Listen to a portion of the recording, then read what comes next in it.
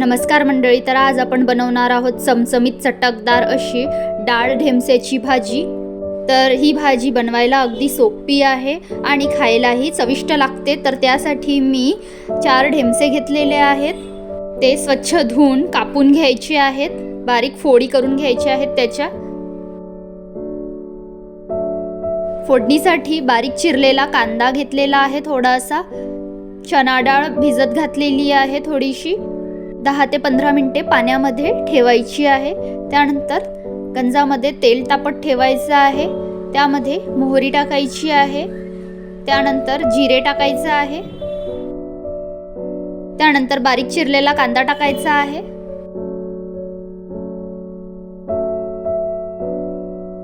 एकजीव करायचा आहे। कांदा थोडा तेलावर परतून घ्यायचा आहे।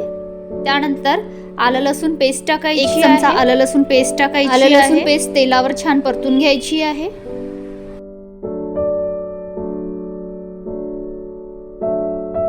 त्यानंतर धने पावडर टाकायची आहे, त्यानंतर हळद टाकायची आहे, त्यानंतर चवीनुसार मीठ टाकायचं आहे, त्यानंतर लाल तिखट टाकायचं आहे। तुम्हाला जेवढं तिखट हवं असेल त्यानुसार तुम्ही तिखट ॲड करू शकता। मसाले छान एकजीव करायचे आहे। त्यानंतर त्यामध्ये थोडंसं पाणी ॲड करायचं आहे, म्हणजे मसाले थोडे पाण्यामध्ये शिजतील आणि भाजीला छान तेल सुटेल।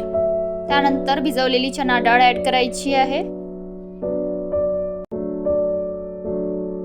मिक्स करायचं आहे।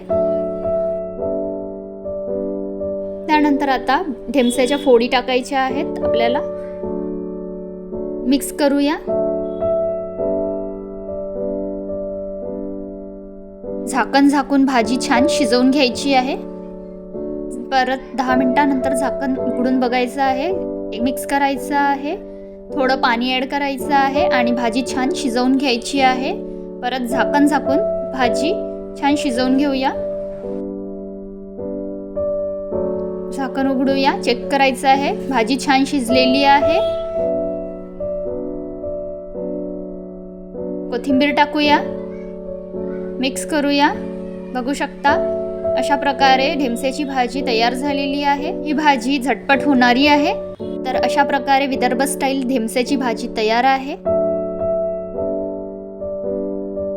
रेसिपी आवडल्यास लाईक करा, शेअर करा आणि चॅनलला सबस्क्राईब करा। भेटूया नेक्स्ट व्हिडिओमध्ये।